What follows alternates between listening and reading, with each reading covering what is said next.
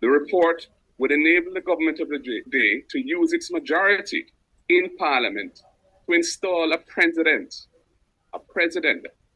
head of state of the government's choosing, in circumstances where there is no consensus with the opposition as to the appointment of that individual as president. Opposition is at time come to leave the British monarchy in full, once and for all. When Jamaica is moving out of the King's Yard, we cannot have one foot in and one foot out of the yard. That would leave us neither fish nor fowl in another man's yard. That can't work. And when we ask Dr. Chang, Sleepy Chang, Dr. Chang, how can we help you? I've been doing it for 20-something years. How can the diaspora help you? You know what Dr. Chang said? We don't need you personally. We need your money. No statutory declaration from the Prime Minister who is destroying Brand Jamaica.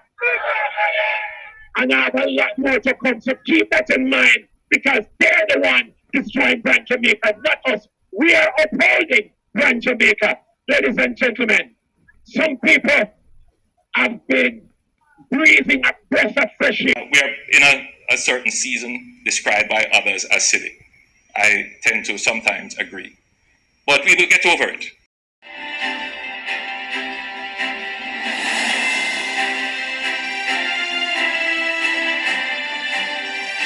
Welcome back to WDT Media TV. I'm Dudley Thompson. The PNP's Mark Golding held a press conference recently as he highlighted and criticized aspects of the CRC report. We as opposition are also concerned about several of the reform proposals that are in the CRC report that has been taken to cabinet, which we regard as problematic in several respects. And I will mention some of those now. As it stands, the report would enable the government of the day, and this is not about the current government or a future government. This is any government going forward once we have a new constitution. The report would enable the government of the day to use its majority in Parliament to install a president, head of state of the government's choosing, in circumstances where there is no consensus with the opposition as to the appointment of that individual as president. This is unacceptable. The president has important powers, making appointments to sensitive positions within the government and the state, and also ceremonial duties as a figure of national unity.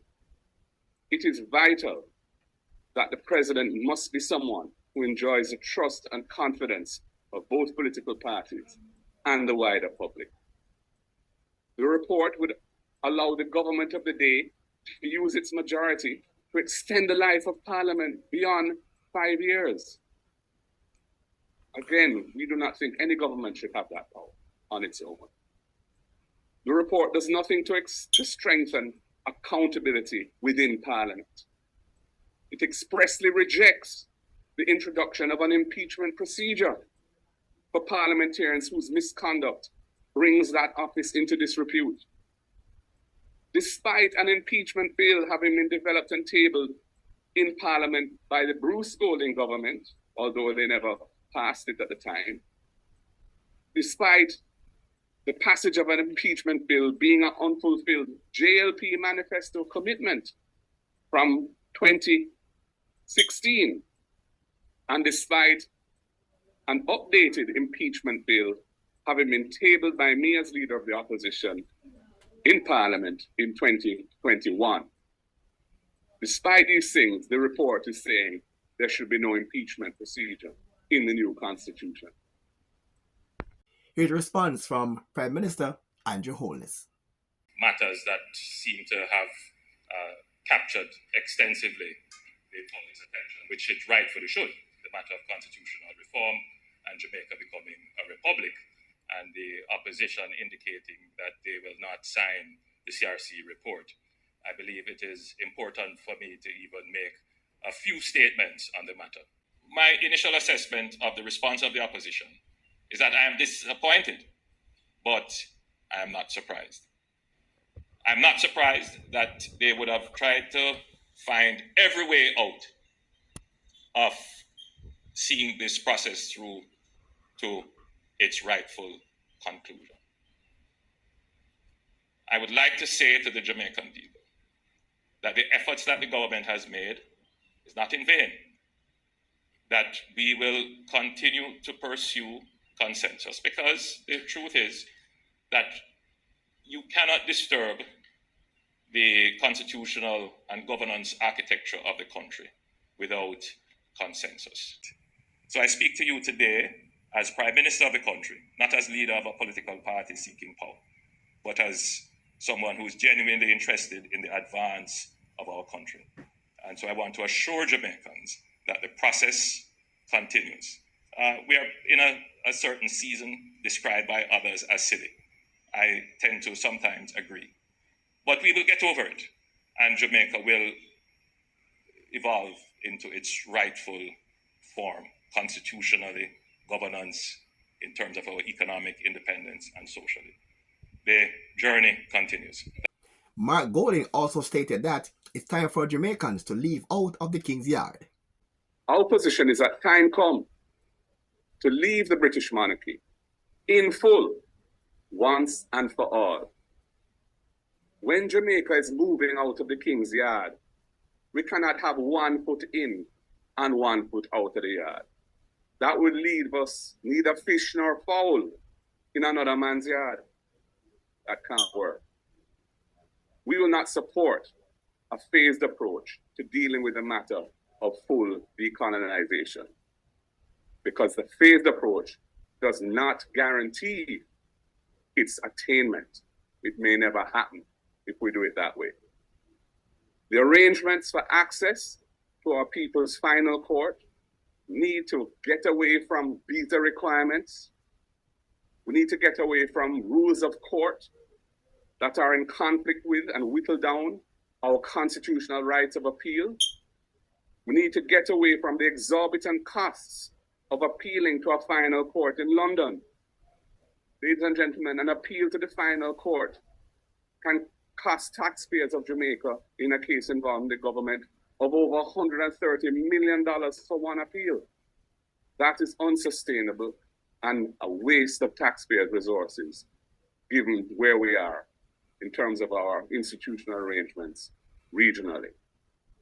We must move away from having our constitution interpreted by a colonial era court comprised of judges in the UK who have no first-hand knowledge of Jamaican culture and conditions. We must move with full confidence in the Caribbean Court of Justice. It is an institution of excellence that has been designed to be both independent of political influence and accessible to our people at an affordable cost. It is a regional institution that Jamaica helped to design and establish. It is fully funded by a trust fund to ensure its protection from external influences. And our people, the Jamaican people, helped to pay for that trust fund. Friends of Jamaica, they held a protest march in New York recently. Here are highlights of that particular march. Behind the scene footage, New York protest, lock and loaded. Behind the scene footage. We're from England. England, big up. Where you coming from? Where you coming from? Virginia. Where you from? Connecticut. Where you from? Brooklyn, girl. Brooklyn. Where you from? Long Island. Long Island. Where you representing from? Muna. Where you representing from? Long Island. Big up yourself. Where you guys representing from? New Jersey. NJ. Where you representing from? Queens. Who's the Queens? Me. Oh, you that. Where you representing from, Jenna? Long Island. Long Island. Where you representing from? Queens, New York. Queens. You? Long Island. Long Island. All right. Lock and loaded, everybody. Protest getting ready to start. New York's finest in full colors. Yeah.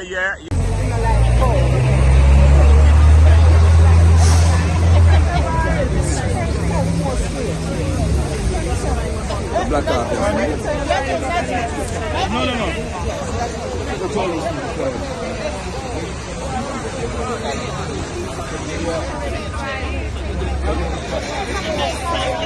Most of them will stay and everything's going because no matter if they don't vote, you're still considered. If you ignore the vote won't ignore you. Absolutely. And listen, people, never make mistakes, you know. We make a whole heap of mistakes in my life. I don't make mistakes. But we're not afraid if you make the mistakes then. And once you have the support and the inspiration, we're going to continue to do what we do. Because we not do this for position, we not do this for status, we not do this for money. The mad organizer, Dr. Rupert Francis, came under fire recently from persons who were saying that because he asked for a government contract and it was turned down, that's why he's doing this particular march. But guess what? Dr. Francis has thrown cold water, yeah man, cold water on that argument. And when we ask Dr. Chang, Sleepy Chang, Dr. Chang, how can we help you? I've been doing it for 20-something years. How can the diaspora help you? You know what Dr. Chang said? We don't need you personally. We need your money. And that's all we need. And that, I am telling you, ladies and gentlemen, I couldn't even say anything. And a countless amount of people came and said something, including Mr. Rattigan here. Ladies and gentlemen, utterances like that by our leaders are arrogant and are full of arrogance and disdain for its people. And that's why they're paying the price today. That's why. We are not interested in any government particular. We're interested in good governance. Good governance. And if you give us good governance, fine. And if you don't, get out and dodge, as far as I'm concerned. Right. And when they could not find a problem with me, let me tell you the story. They decided that I was one of the people who doing this, and Mr. Rattigan and I were the real, the characters and culprits. Thank you very much. And they decided to attack us like attack dogs. They said I asked them for a contract. Me, barefoot boy from Montreal, work hard to go into the military. Best going man in mutual life history. Boy of the year for Jamaica. Chief ensign at the Chief's funeral. And you going to tell me begging you for a favor, and I taught university for 25 years? I did not. You asked me to run for you, and I said no. Persons who organized the march, they were accused of destroying brand Jamaica. But at the march, persons were asked who really are destroying brand Jamaica. Before we came here, a press release was put out saying that we are destroying brand Jamaica. No, I need your help a little bit. And I want you to let the government of Jamaica, and in fact the good prime ministers around town, getting conferred upon a doctorate. Somebody offering him an honorary doctorate. But we never talk about it today. Real God? But listen, I want you to help me with something. And I want you to say one thing. When I say something, I want you to say the government. Watch this. Listen. The deceptive SSL investigation. Who is destroying brand Jamaica? You get it? The Petrodram saga. Who is destroying brand Jamaica? You get it? The politicians who refuse to adhere to the code of conduct. Who is destroying brand Jamaica? Tell him again. I said no statutory declaration from the Prime Minister. Who is destroying brand Jamaica? And I have a lot more to come, so keep that in mind, because they're the one destroying brand Jamaica, not us. We are upholding brand Jamaica. That's how we come to the end of today's show. Hope you enjoyed it. We try to give you a balance of Jamaica's political scene. I'm Dudley Thompson, and again, please like, share, and subscribe. And as usual, thanks for watching.